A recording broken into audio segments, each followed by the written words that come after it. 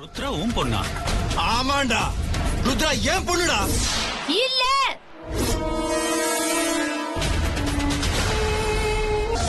இல்ல, ருத்ரா என்னோட தம்பி பசுபதியோட பொண்ணு. என்ன கேட்கவே அதிர்ச்சியா இருக்கா? அதிர்ச்சியா இல்லடா, ஆத்திரமா இருக்கு. என்ன ஒரு தடவை என் ருத்ராவை உன் பொண்ணுன்னு சொன்ன கொன்னுடுவேன்டா உன்னை. நீ என்ன கொன்னாலும் பரவாயில்ல, ஆனா ருத்ரா எனக்கும் சித்ராவுக்கும் பிறந்த குழந்தை தான். அதுல எந்த மாற்றமும் கிடையாது. அவரை பத்தி என்னடா சொன்ன? ஹலோ ஹலோ, முதல்ல சட்டையில இருந்து கையெடுங்க. விஷயம் என்னன்னு நான் சொல்றேன். இங்க பாருங்க,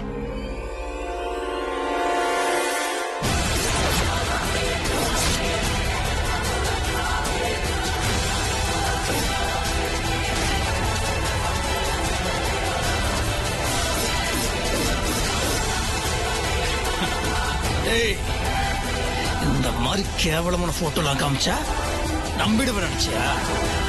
சித்ரா தெய்வம் மாதிரிடா. இறந்து போனவனோட களங்கம் சுமத்துறீங்க. யாரா நீங்களா?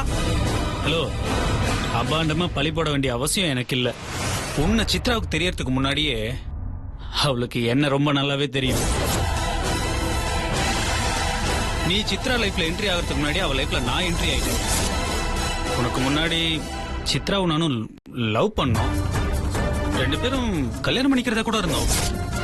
அதுக்குள்ள ஒரு சின்ன சிச்சுவேஷன்னால கல்யாணத்துக்கு முன்னாடி 2 பேரும் ஒன்னு சேர்ந்துட்டோம். அது மூலமா சித்ரா வயித்துல உருவான குழந்தை தான் ருத்ரா. அவ ஏன் பொண்ணு. நீ என்னடானா பாதியில வந்துட்டு அடுத்தும் சொத்த ஆட்டை போடுறதுக்கு பாக்குற. இத்தனை நாளா நான் என் பொண்ணு ருத்ராவை தேடிதான் அலைஞ்சிட்டு இருந்தேன்.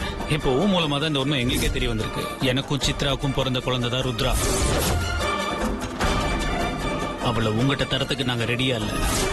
அவ ஏன் பொண்ணு, அவ ஏன் வீட்டு வாரிசு. இத பாருங்க, இதெல்லாம் சரியில்லை. பொம்பளன்னு பாக்குறேன். என்னடா என்கிட்டயே ஏன் சித்ரா பத்தி தப்பா பேசிட்டு இருக்கியா? யார் அவன் அனுப்புறது? யார் அவன் அனுப்புறது? ஏய், ருத்ரா ஏன் பொண்ணுடா. யாருக்காக அவளை விட்டு கொடுக்க மாட்டேன். போடா. ஏய் ஏய்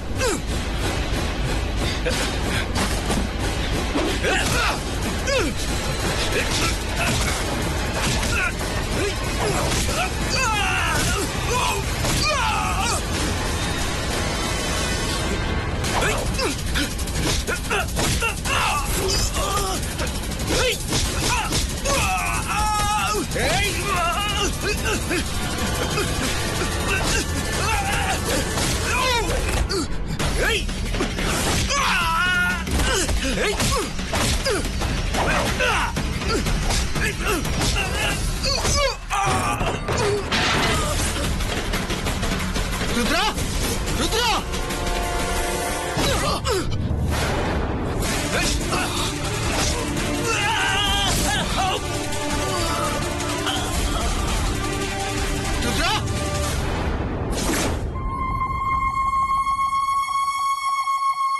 ருத்ரா,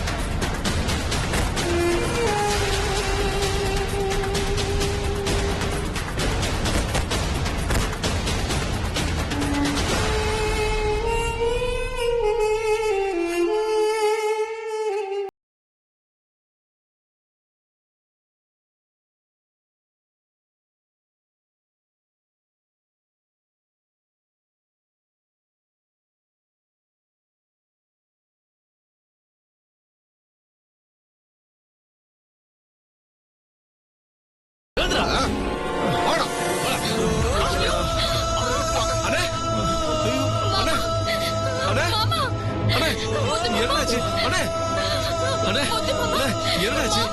அண்ணே, மாமா எழுந்திருங்க. என்னாச்சு? அண்ணே, ஏமா சீக்கிரம் தூக்கிட்டு வாமா, ஹாஸ்பிடல் கொண்டு போவோம். வாங்க சீக்கிரம்.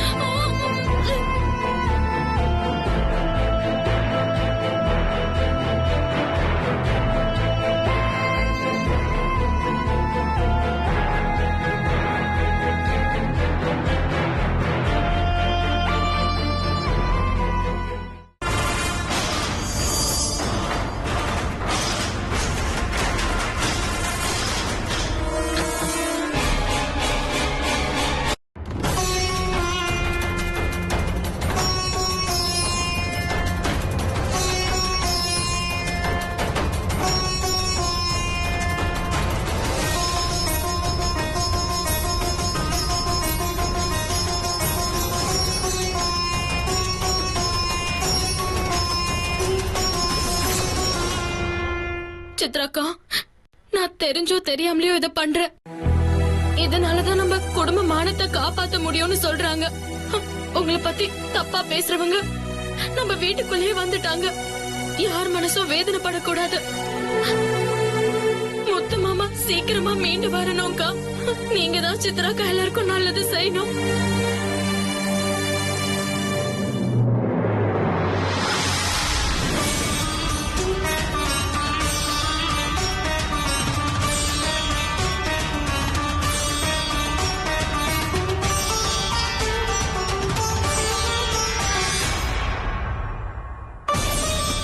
இந்தாங்க ஸ்வேதாக்கா. நீயே கொடுப்போம்.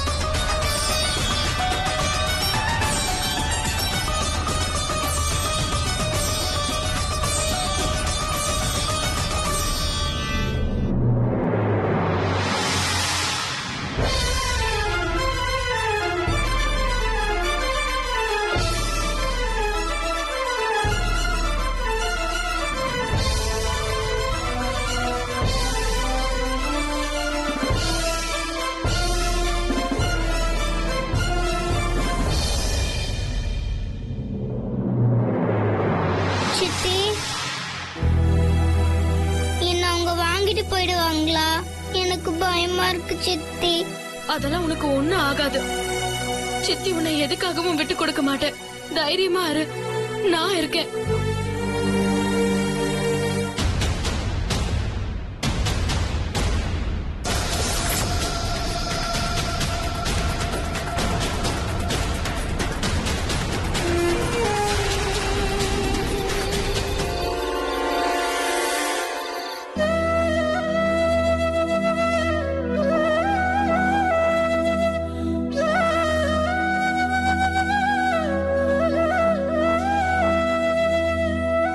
ருத்ரா, தூங்குமா.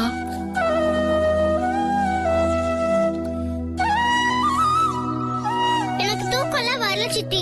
நீ என்ன யோசிக்கிறேன்னு எனக்கு புரியுது. இன்னைக்கு வீட்டுக்கு வந்து சித்ராமாவை பத்தி தப்பா பேசிட்டு போனாங்களே, அவங்கள பத்தி தானே யோசிக்கிற.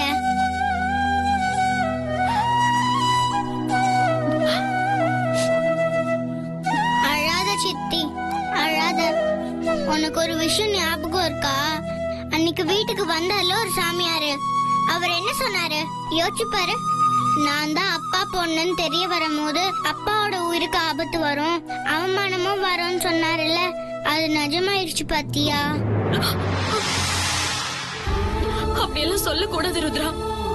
அப்படியெல்லாம் எதுவும் இல்ல. இல்ல சித்தி, எனக்கு நல்லாவே தெரியுது. நான் தப்பான பொண்ணு, ராசி இல்லாதவ. இது எல்லாமே என்னாலதான் நடந்திருக்கு. நான் எங்கேயாவது போயிடும் சித்தி. அப்பா ரொம்ப பாவம் சித்தி. அப்பாக்கு எதுவும் ஆயிடக்கூடாது சித்தி. நான் இந்த வீட்டுல இருந்தா அவங்க சொன்ன மாதிரி அப்பா இருக்கு ஆபத்து வந்தா நான் என்ன சித்தி பண்றது? நான் எங்கேயாவது போறேன் சித்தி. ஹே ருத்ரா, ருத்ரா.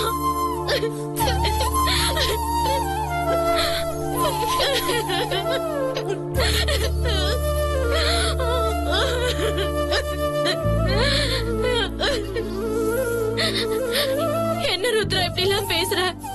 இப்படி எல்லாம் பேசக்கூடாது. மாமா கேட்டா எவ்வளவு வேதனைப்படுவாரு தெரியுமா? முத்து மாமா கண்ணு முழிச்சா இவங்களால எதிரில கூட நின்னு பேச முடியாது. எல்லாரையும் அடிச்சு துரத்தி விட்டுருவாரு. இவங்க எல்லாம் மாமா முன்னாடி வர கூட பயப்படுவாங்க. நீ குழந்தைய திரும்பி வந்த சந்தோஷத்துக்கு முன்னாடி மாமாவுக்கு எந்த கஷ்டம் எல்லாம் ஒண்ணுமே இல்ல. மாமா மட்டும் குணமாகி திரும்பி வரட்டும், அதுக்காக தான் நான் காத்துட்டு இருக்கேன். முத்து மாமா வந்தா எல்லாம் சரியாயிடும். நாம அது வரைக்கும் அமைதியா இருக்கணும் ருத்ரா. சித்தி நான் இருக்கேன். நீ எதை பத்தியும் கவலைப்படாத ருத்ரா. நீ எந்த கவலையும் இல்லாம படுத்து தூங்கு. வா.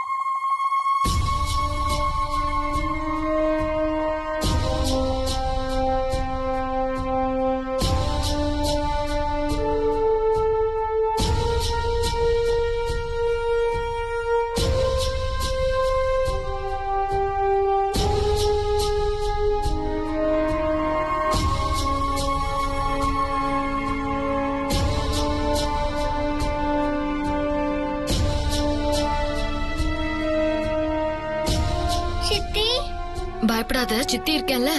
எனக்கு ரொம்ப பயமா இருக்கு சித்தி. அவர் என்ன மறைச்சு மறைச்சு பாக்குறாரு. பயப்படாம இரு ருத்ரா. பஞ்சாயத்துக்காரங்க எல்லாம் இருக்காங்கல்ல, பாத்துக்கலாம். அதெல்லாம் எதுவும் நடக்காது. நீ தைரியமா இரு. அவங்க நமக்காக தான் பேசுவாங்க.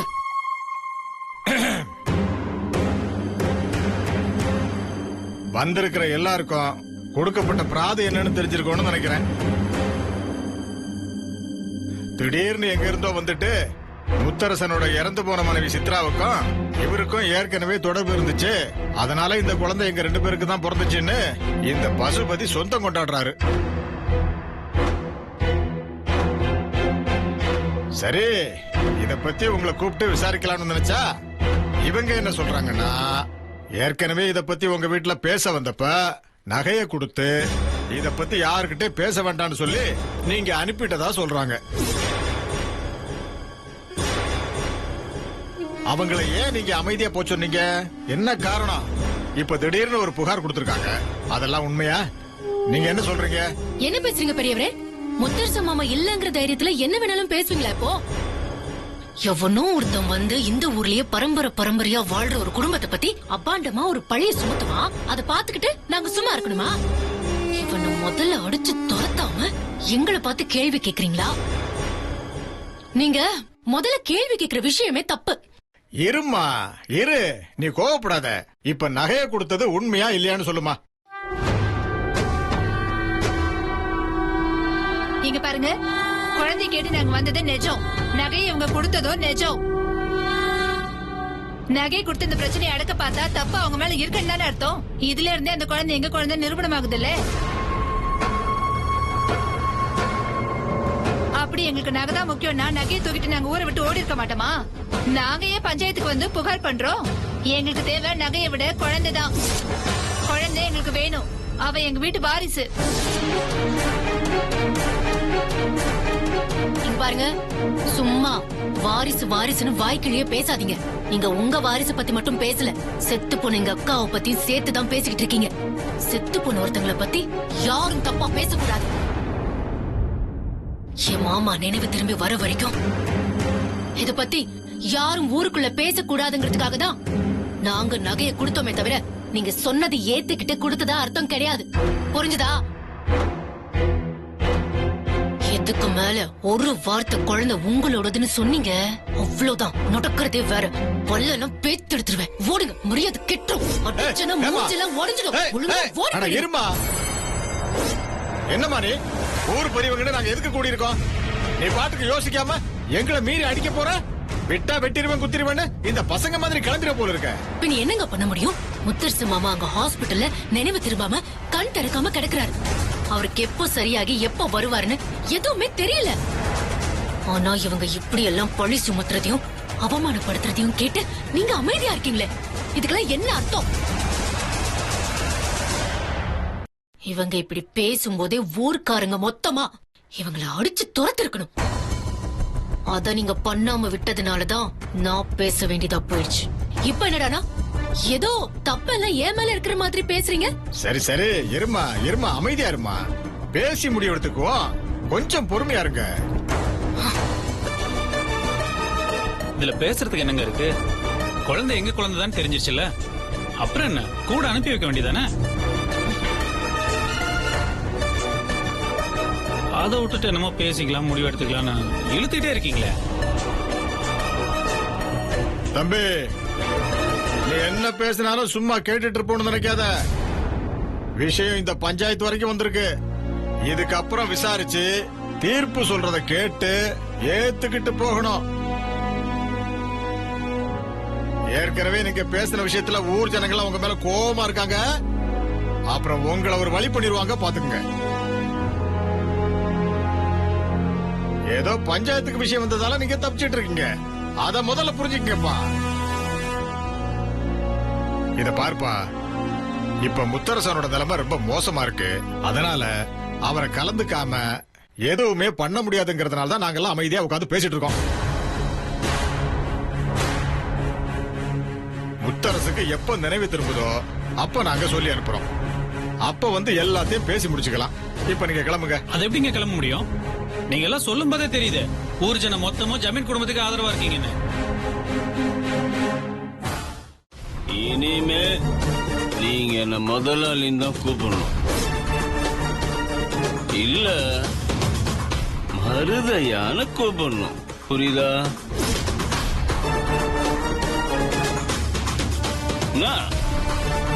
உங்களுக்கெல்லாம் சம்பளம் வேணும்ல? இனிமே நான் தான் முதலாளி. அத மாத்துறதுக்கு யாராலையும் முடியாது. நீங்க எல்லாம் நினைக்கிற மாதிரி முத்தரசன் அவ்வளவு சீர குணமாய் வர போறதில்ல. யார்கிட்ட வந்து உங்க வேலையை காட்டுறீங்க? நீங்க சொல்றதுக்கெல்லாம் மசீர ஆளு நாங்க கிடையாது. எங்களுக்கு முதலாளினா முத்தரசு ஐயா தான். அத மாத்திக்கவே முடியாது. எங்களை என்ன வேணா பண்ணிக்கோங்க. எங்களை வேலையை விட்டு அனுப்புனாலும் பரவாயில்ல. அடிக்கிறேன் ஒதுக்குறேன்னு என்ன வேணா செய்யுங்க, பாத்துக்கலாம். ஐயோ தம்பி தம்பி தம்பி வேணாங்க தம்பி. யாருகிட்ட வேணாங்க தம்பி. பேசுற தம்பி தம்பி இதெல்லாம் ரொம்ப தப்புங்க தம்பி. நாங்க என்னமோ இந்த மில்ல நம்பி பொழைக்கிறவங்க தான். அதுக்கு இப்படி அநியாயமா பேசுறதும் அடிக்கிறதும் ரொம்ப தப்பு தம்பி.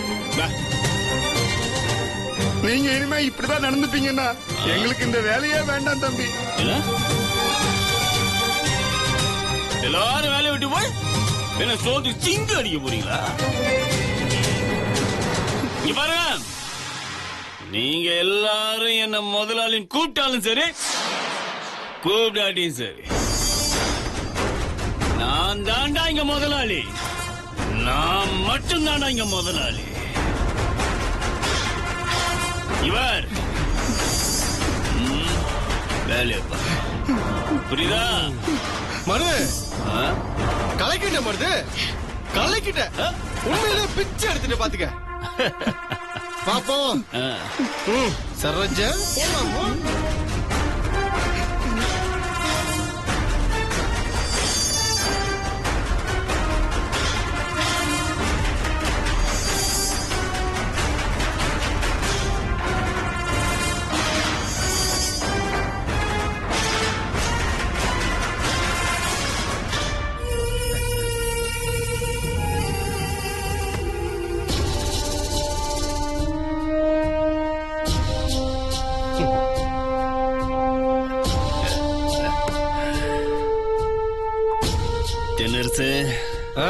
இந்த சேர்ல உட்காரணும் நான் எத்தனை நாள் ஆசைப்பட்டிருப்பேன். இன்னைக்குதான் நான் சும்மா இந்த சேர்ல நான் ஸ்டைலா உட்கார போறேன். இதே மாதிரி அத்தனை சொத்தையும் நான் அனுபவிக்கணும் தென்னரசு. கண்டிப்பா நடக்கும், கவலைப்படாத. இன்னைக்குதானே தொடங்கி இருக்கு, இனி எல்லாமே இதே மாதிரி நடந்துரும்.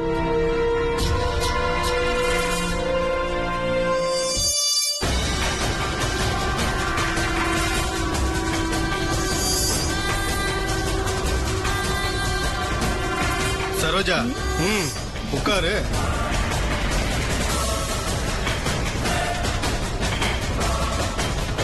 இனிமே இது எல்லாமே எனக்கு நிரந்தரமாகும்.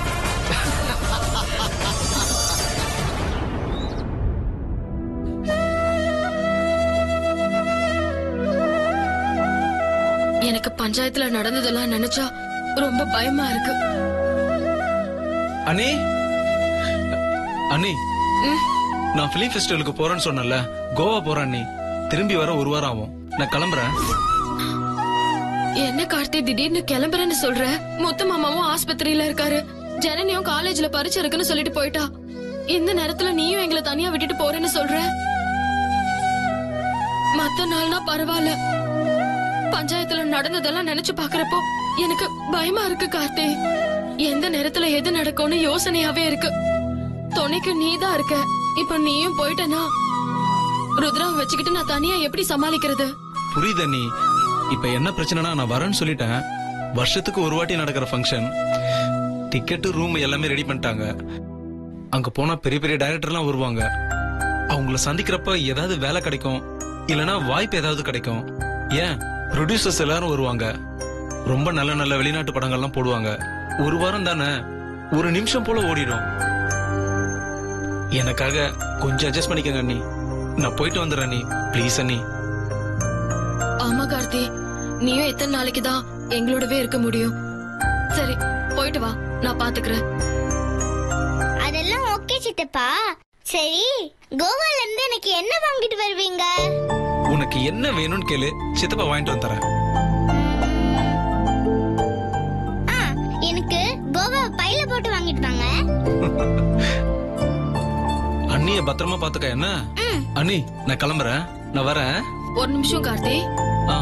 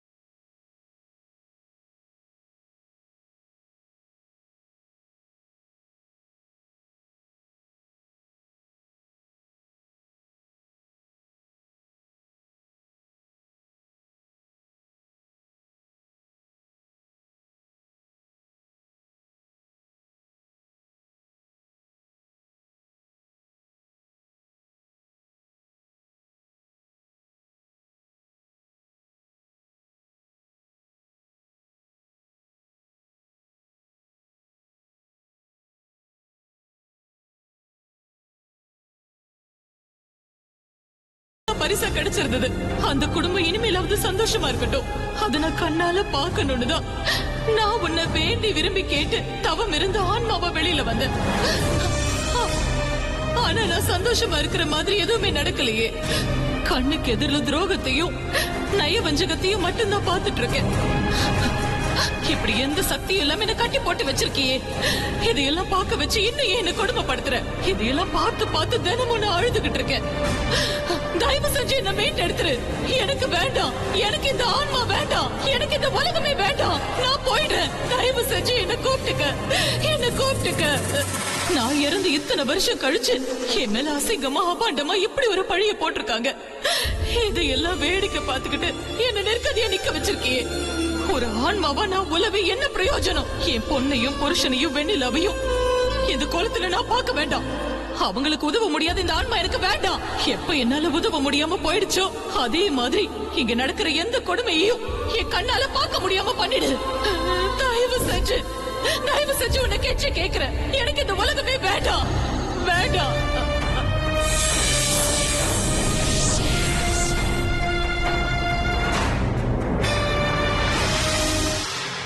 இதோ பாருமா,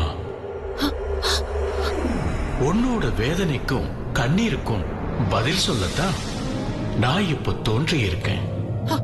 உயிரோட இருந்தாலும் ஆன்மாவா இருந்தாலும் இந்த பிரபஞ்சத்துல நடக்கிற எல்லாமே விதியை தாண்டி நடக்க முடியாது. விதிக்கப்பட்ட விதியின்படி எது எந்த காலகட்டத்துல நடக்கணுமோ அதன்படியே எல்லாமும் நடக்கும். நீ ஆன்மாவா இந்த உலகத்துல இருக்கிறதுக்கும் உன் கணவனையும் குழந்தையையும் நேர்ல பாக்குறதுக்கும் விதி இருக்கு. இப்படி இந்த உலகத்துல தங்கி இருந்து மனிதர்களுக்கு உதவுற சக்தி எல்லா ஆன்மாக்களுக்கும் கொடுக்கப்படுறதில்ல. நீ உன்னோட உறவுகளை பாக்குறதுக்கும் உதவுறதுக்கும் குறிப்பிட்ட வரைமுறைகளுடன் கூடிய சக்தி கொடுக்கப்பட்டிருக்கு.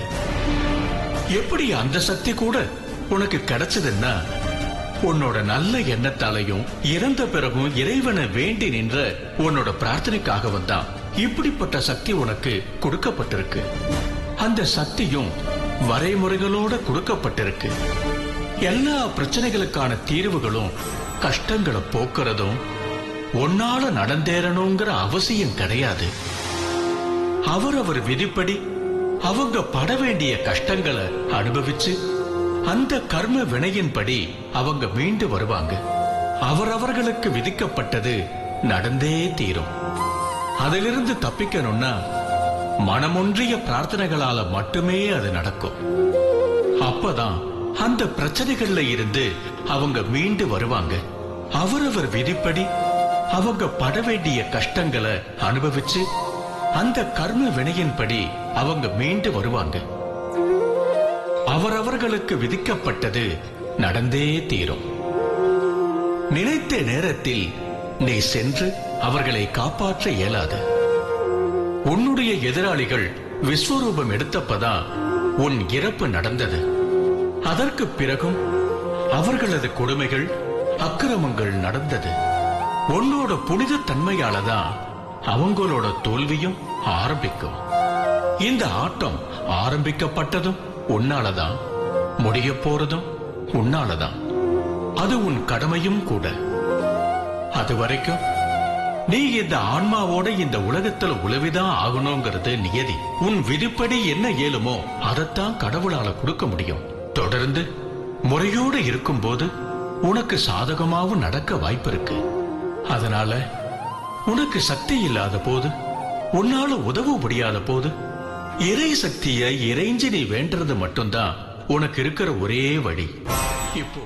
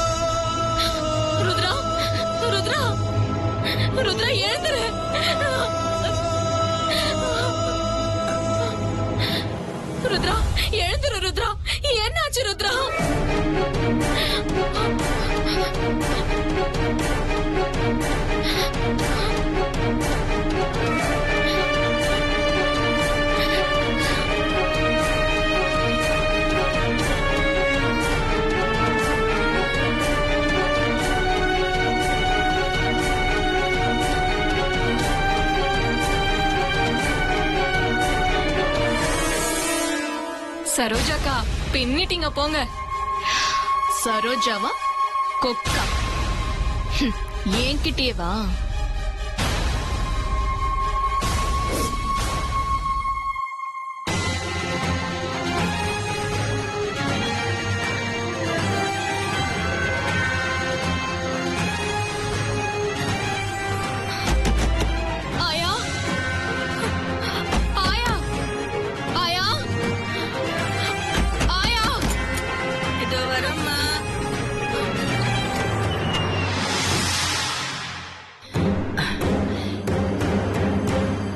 இந்த நேரத்துல ஆயா, நான் தான் வெண்ணிலா. கொஞ்சம் அவசரம், குழந்தை மயக்கம் போட்டா. சரி, இந்த பக்கம் வாமா.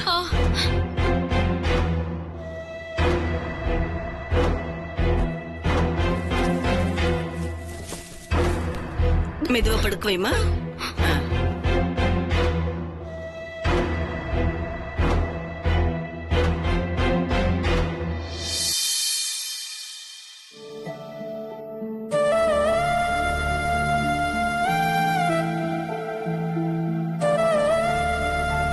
என்னாச்சு வெண்ணிலா? வீட்ல திடீர்னு அவன் மேல பள்ளி விழுந்துடுச்சு. அதனால கத்திட்டு மயங்கி விழுந்துட்டான். தண்ணி எல்லாம் தெளிச்சு பார்த்தேன், கத்தியும் எழுப்பி பார்த்தேன். என்ன பண்ணாலும் அவன் எழுந்திருக்கலாம் ஆயா. எனக்கு ரொம்ப பயமா இருக்கு, ஏதாவது ஆயிடுமோன்னு. அதெல்லாம் ஒண்ணும் ஆகாது, கவலைப்படாது தாயி. இங்க வந்துட்டல்ல, இனி எல்லாம் அந்த ஆத்தா பாத்துக்குவா, கவலைப்படாத.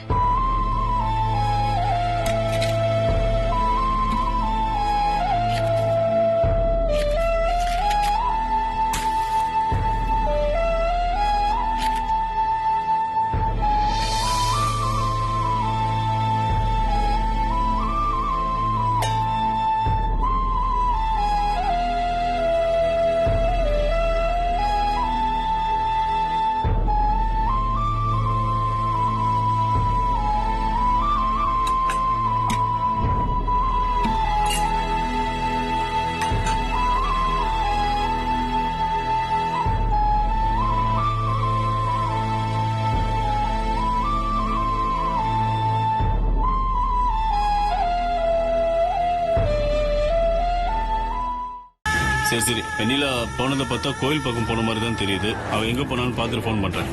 வச்சிடறேன்.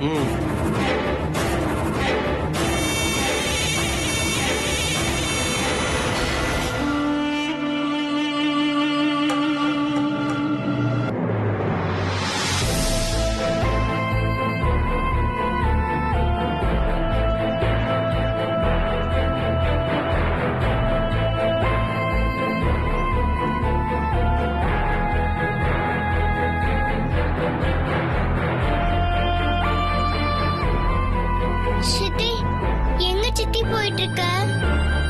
கோயிலுக்கு தாமா. நம்மள மாதிரி பிரச்சனையோட பிறந்தவங்களுக்கு எல்லாம் கோயில் தாமா கதி.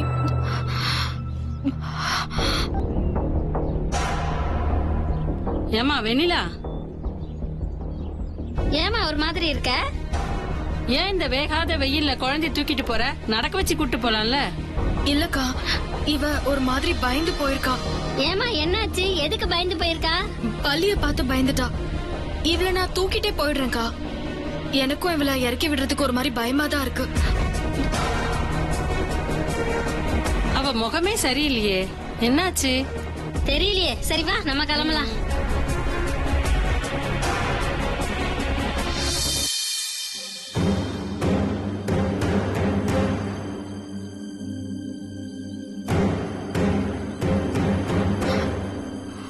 அக்கா, பூசாரி ஐயா இல்லையா?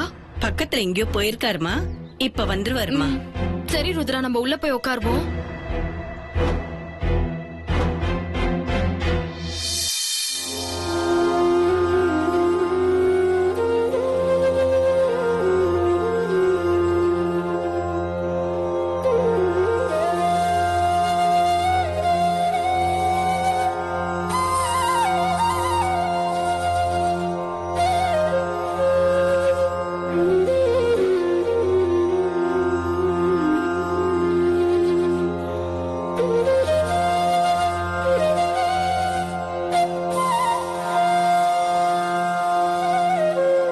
ஏன் வெண்ணிலா, நானும் வந்ததுல இருந்து பாத்துட்டே இருக்கேன், மடியிலே உட்கார வச்சிருக்க.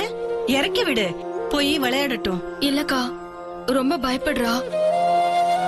ஏதாவது ஒண்ணு நடந்துருமோன்னு எனக்கும் பயமா இருக்கு. அப்படியே ஏதாவது நடந்தா கூட எங்க 2 பேருக்கும் சேர்ந்துதான்க்கா நடக்கணும். ஏன் வெண்ணிலா இப்படி எல்லாம் பேசுற? ஆத்தாவோட நிழல்ல இருக்கும் போது நீ இப்படி எல்லாம் பேசலாமா? அந்த ஆத்தா உனக்கு துணை இருப்பா, நீ கவலைப்படாத, உனக்கு எதுவும் ஆகாது.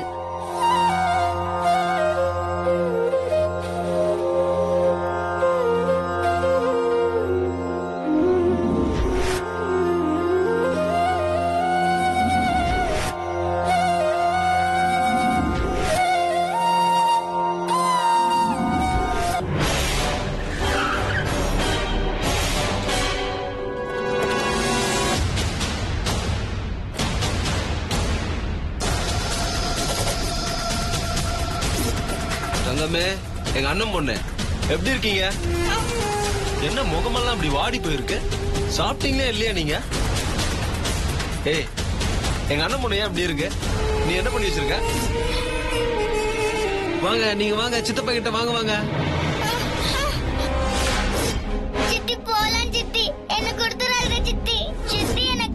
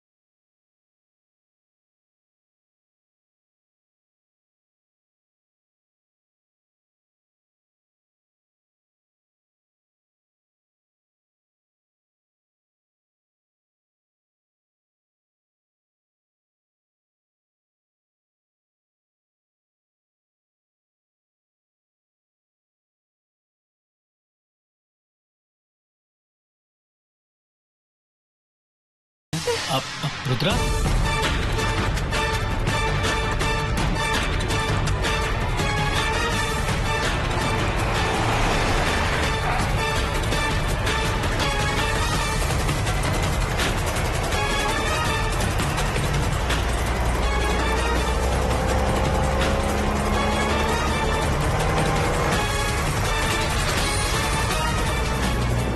சித்தி என்ன சித்தி இது இப்படி எங்க போனாலும் பிரச்சனையா வருது.